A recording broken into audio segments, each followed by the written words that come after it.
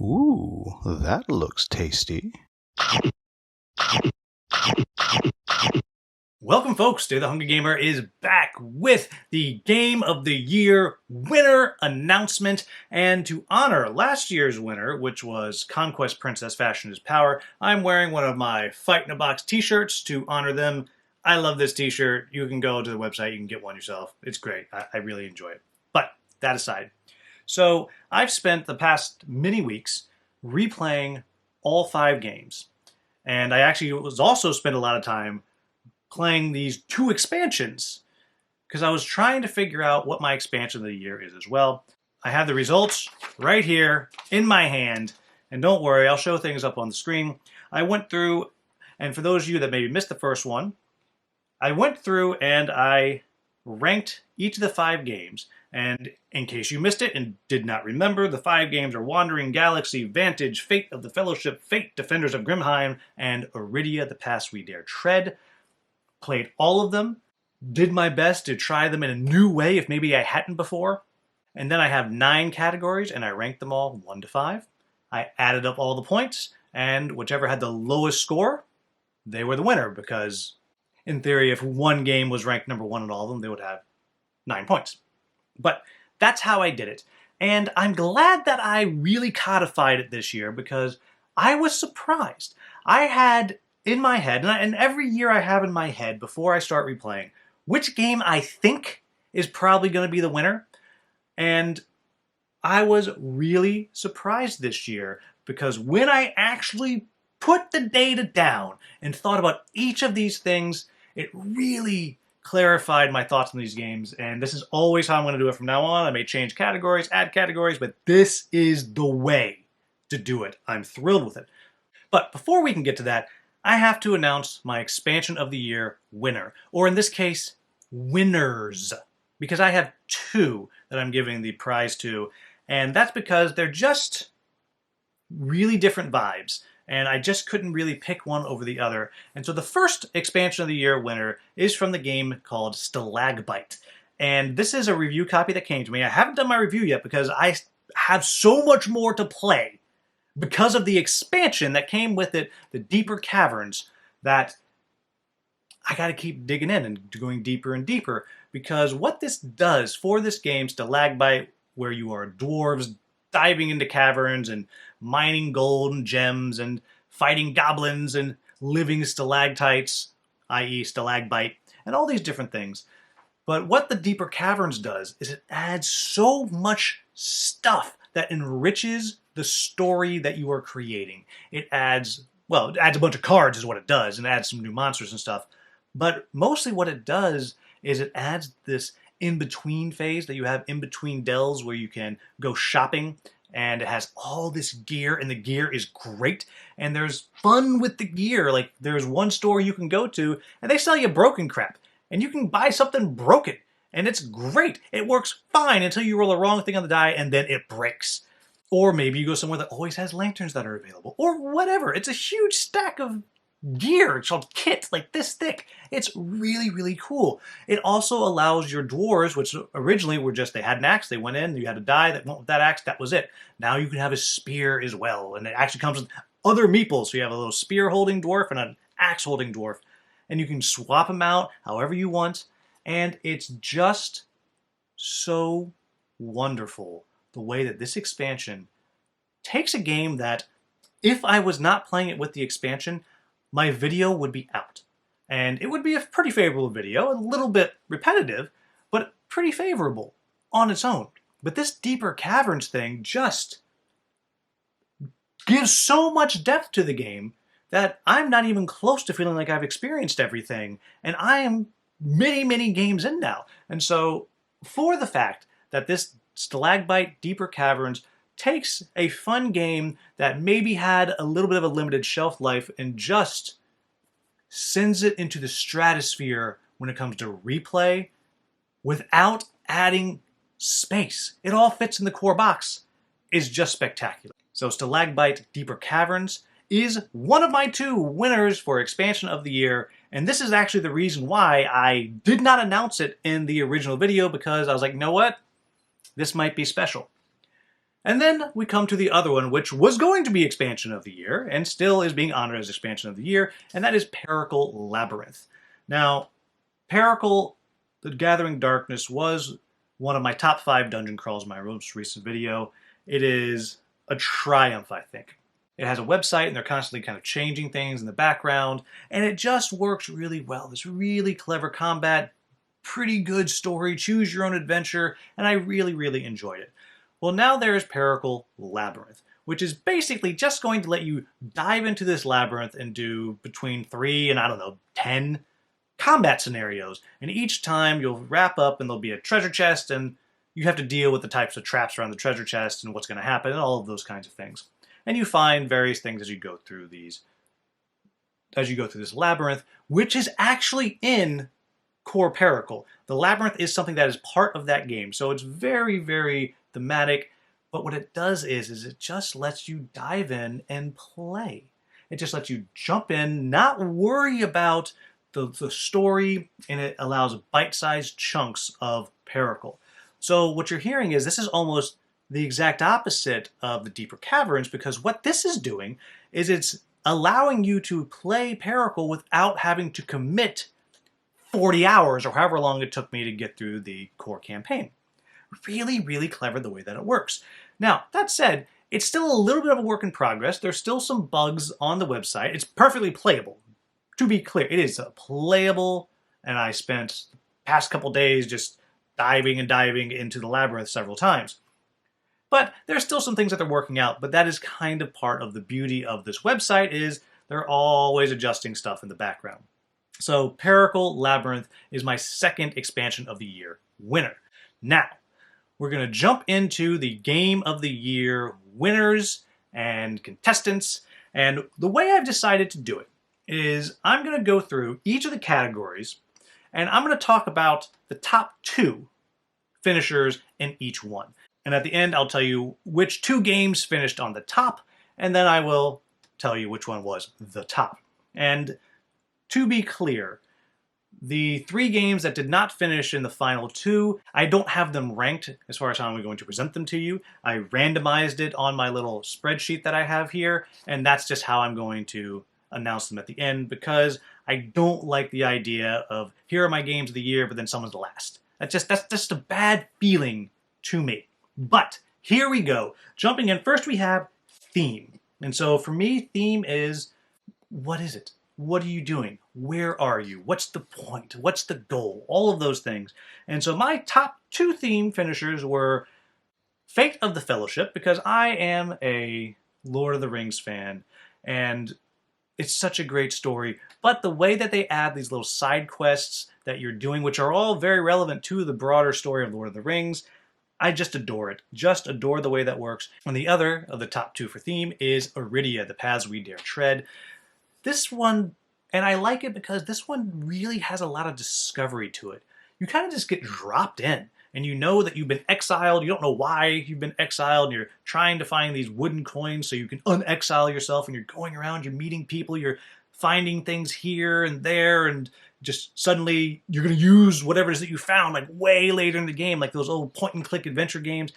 And I just really enjoy it. It's a beautiful world that they have. It's somewhat whimsical, somewhat dangerous. And yeah, I just really enjoy this. Figure out how to fix your problem. Really, really clever. So, theme, we have Fate of the Fellowship and Iridia, The Paths We Dare Tread taking the top 2 spots. Next, we have story. When I talk about story, it's literally how engaged am I in the story that is going on. And now, this, to me, can be something that has very clear written story, or it can just be what we in the industry call emergent narrative, as you're kind of telling these tales of what's going on yourself as you're playing. Either one of those can work. And so for me, top 2 are Wandering Galaxy, which has one of the most entertaining mashups of Star Wars and space piracy and just wackiness that you have ever seen. It is brilliantly written. It is hilarious every time you play, and it helps that it has full-on performance of very good voice actors that read you pretty much everything in the app that you can use. Yes, you can also get a book, which I don't have because I just listen to the story because it's amazing. And that helps a lot, but it's really entertaining. It is funny. There's times when suddenly you get hit in the feels as well, which is just an amazing thing that a story can do that. And then the other one for me is the aforementioned Fate of the Fellowship. Again, I love Lord of the Rings, but what this one does is it actually lets you have some of that emergent narrative, even though you know exactly what is going on. I know that I'm going to sneak through the mountains into Mordor. We're going to throw the thing in there, but depending on what characters you're playing with, who's traveling with Frodo, because you get to kind of change that story around a little bit as you're moving around, just every time you play, something else really cool is going to happen, and it really, really works. And I've actually gotten to dig into some characters that I've never really cared about much before. Like, no offense, Faramir, but I've never really cared about you, but now I care about him a little bit more. That's not fair. Faramir is great, but no one remembers Faramir, really. And I get to do his side quest, and it just really, really works. Next, we come to weight. Now, weight of game is just... Now, when we think of weight, we think of the BGG weight. And all of these games are in a weight that I like. And so the way I kind of revisited this was, how easy is it for me to bring to the table? And so part of that is going to be length of play, setup, teaching other people, even though they're all in that sweet spot for me. And the top two for this were Vantage, which is intensely easy to set up. Also, bonus points that it can be played over Zoom if you both have copies. And I've played games of this with Jerry Hawthorne and Canadian Kev over Zoom. It's really easy to set up, really easy to get to the table, and just works really well. It's my kind of game. And then the other one is the aforementioned Wandering Galaxy. Also, really fast to get to the table. Very, very fast. I can get that thing set up in under 10 minutes, and I can get that thing put away in about the same. So, Weight, Wandering Galaxy, and Vantage. Next, we're going to come into Replay. And speaking of Replay, again, it is Wandering Galaxy and Vantage. Vantage because it has this massive amount of story. All of these cards that you're going to experience, you're going to do different things, and every time you do it, it's going to be something new and crazy and different, and you're going to win or lose, and you're going to have no idea how you got there. And I just adore the way that goes. Every time I pull it back out, I find something new. And then Wandering Galaxy, because I've played through all the campaigns, and I've played the one-offs. You play the one-offs, and you're doing stuff that you've never found before. And then when you do the campaigns, they can end in many different ways. One of them I played with the designer, and we finished, and we kind of lost. And he said, yeah, you know, you guys didn't go off and do these things. We're like, oh, we could have done that. The first campaign I played through, we actually ignored the story missions on the first 2 rounds. We just went and did side quests. So there's a lot that you can dig back into, and it's really easy to get back to the table. So Wandering Galaxy and Vantage are the top 2. Next is con game. And what I mean by con game is, what games are the best to play at a convention? Because I go to several local, smaller conventions every year, and I like to run games. And I like to bring games to run that I love. And so that's a great joy for me to do. And so what games can I use there for that? And so top 2 for that are Fate Defenders of Grimheim, because that one is so easy to get to the table. It has different game lengths. You can play faster, you can play slow.